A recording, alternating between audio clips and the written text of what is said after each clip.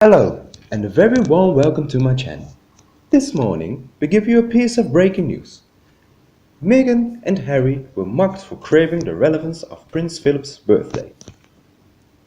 Today on Prince Philip's birthday, a royal reporter has claimed Prince Harry, Meghan Markle and Archie spoke to Prince Philip to wish him a happy 99th birthday, but they failed to post a public tribute.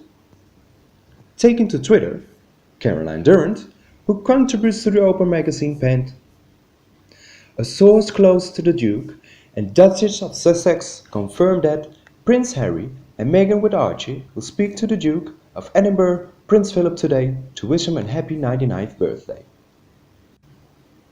But immediately this post was countered and mocked by royal fans.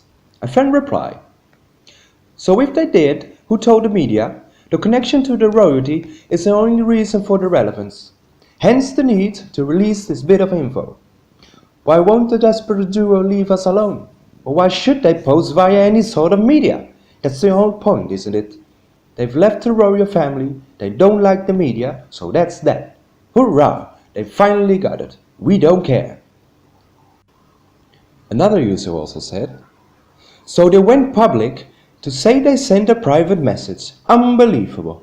And of course, they had to tell it to the press with help from sources. Hardly surprising after all, they would not be the center of attention, would they?" And the fan added, "If they spoke to him on the phone, why do they need to post a public message? Most adults don't live their lives through social media. If I want to wish my grandfather a happy birthday, the last place he'll see it is online." However, a friend from Daily Mail wrote, "There was me thinking that the actress and the doormat did so well to stay out of the papers today, and not attempt to make the Duke's birthday all about them. If they post a picture, they'd be accused of making the day about them. Also, they no longer seem to use their Instagram account, so they are pretty irrelevant." Another fan also added, "How do you know that they spoke to Prince Philip? Are their phones being tapped? Would the papers know unless Meghan told you so? Family interaction is personal to the family and shouldn't be publicized on social media. That's the problem. When they publicize their anniversary gifts to each other, publicize their kids at their first word, publicize every single thing, and then decide to go with privacy again. Schizos. For me, I wonder, did Meghan contact the media first to tell them they were going to make a phone call? Free publicity is hard to give up, ain't it? Failed to do a public tribute, but then told the world they spoke to him on phone, just to make it ensure. In case you didn't know already, whose number they have access to in their address book." Back to my news. Meanwhile, Prince William and Kate Middleton took to social media and led the royal tributes to mark the celebration on Wednesday morning, with Prince Charles, the Duchess of Cornwall, and Princess Eugenie also sharing some of their favorite photos of the Duke of Edinburgh to celebrate. Charities, military regiments, and members of the public also took to social media to share their well wishes and posted a congratulatory message on Instagram and Twitter. Last night, Buckingham Palace released a poignant new photograph of the Queen and the Duke of Edinburgh to mark the milestone. The couple, who have been married for 73 years, were photographed last week standing side by side in a quadrangle at Windsor Castle. The Queen and Prince Philip have been in isolation at the residence since the start of lockdown, allowing them to spend more time together than they have done in many years, one expert noted. We continue with another news. CCN reported, Meghan Markle is going to ditch Prince Harry, and here is why. I know the Sussex squad and other Meghan Markle fans are probably simmering with rage already, but hear me out before you bombard my inbox with threats and abuse. Prince Harry has never been ashamed of coming forward with his mental health issues stemming from the tragic death of his mother, Princess Diana. In fact, for many years, and long before Meghan Markle ditched her boyfriend to give Prince Harry her phone number, Prince William had shown concern for his brother's mental state. He had urged Prince Harry to get help. William, as all we know, is a strong advocate of mental health treatment and has been volunteering enormously to help those suffering from mental health issues. However, by taking Prince Harry to Los Angeles, Meghan Markle is rolling the dice with Harry's issues. Royal expert Phil Dampier commented to New Idea that William had concerns that Meghan Markle would try to remove Prince Harry from his family, saying, William was concerned that the relationship could suffer because they lived on the other side of the Atlantic. And again, he has been proved correct as Harry and Meghan have now emigrated. And while dragging Prince Harry to the US is undoubtedly beneficial to Meghan's ambition as a Hollywood star, it could cause issues to the relationships. But will Meghan be willing and able to deal with any demands Harry places on her? Also speaking to the New Idea, Anna Pasternak, who is the author of the highly controversial Tatler article that has caused Duchess Kate Middleton so much anguish. She said, I think Meghan has her own agenda as a modern woman and wants her own life. I'm not sure she's going to be diligent enough to the new set of emotional demands and Harry will have. This raises a fascinating point. I imagine that everything will be plain sailing to an extent during the lockdown, as life in Los Angeles will be calmer and would allow Prince Harry to find his feet in his new surroundings. Now that life is slowly returning to normal, it seems the pressure is ramping upon the Hollywood royals. So, will Meghan place her career success ahead of the health of her husband? Phil Dampier addressed Meghan Markle and her desire to leave the UK for the fame and money of Hollywood. She was determined to go back. She wanted to be in Hollywood. And what Meghan wants, Meghan gets. Her concern isn't the royal family. It's actually her celebrity. And those two things don't mix. Meghan's concern isn't the royal family, but is her concern Prince Harry's mental stability?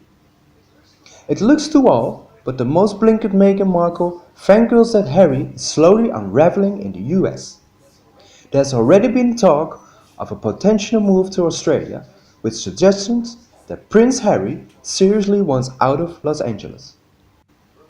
Will Meghan Markle be willing to place her husband and the father of her child in danger of suffering further mental health issues as she pursues her last shot at Hollywood fame? Once things return to normal, and the movers and shakers in the industry are back out of the social scene, will Meghan be happy to leave Harry behind while she makes sure she is at the right parties and events? We know that if Prince Harry forces a move that doesn't sit well with Meghan, the knives will be out of the prince. Meghan fans will turn on him quickly. Before long, he'll have gone from a noble Prince Charming who walked away from his evil, raised his family for true love, to just another victim in the scraphead of Meghan Markle stepping stones. Plus, well, I can assume that Los Angeles was not Harry's choice. Everyone keeps saying that Harry wanted to leave the royal family, but that's just not the case. Yes, many of the things you are asked to do are boring, and coming up with a conversation that is interesting and yet not controversial must be very difficult, but this is the family he was born into. He was nothing else to compare it to. If Harry wanted to leave the royal family as badly as everyone keeps quoting, he had every chance to do just that before he married Meghan.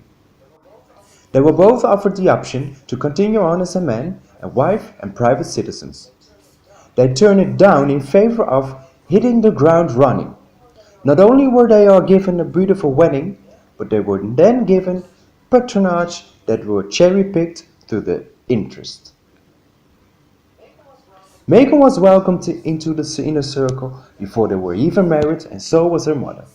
She was also given with the extraordinary privilege of going on a solo venture with Her Majesty. All in her first year of marriage. I think They looked at Meghan as someone who was mature and didn't need to be cuddled as she was the youngest.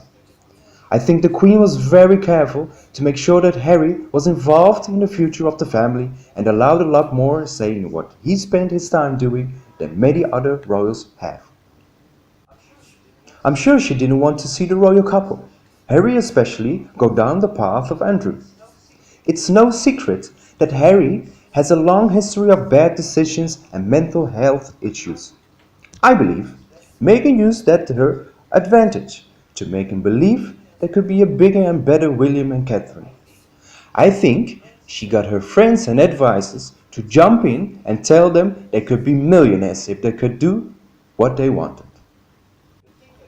The thing that really disappointed me about this couple is their leaking to the press or making Instagram posts when other members of the family have events that depend on media coverage.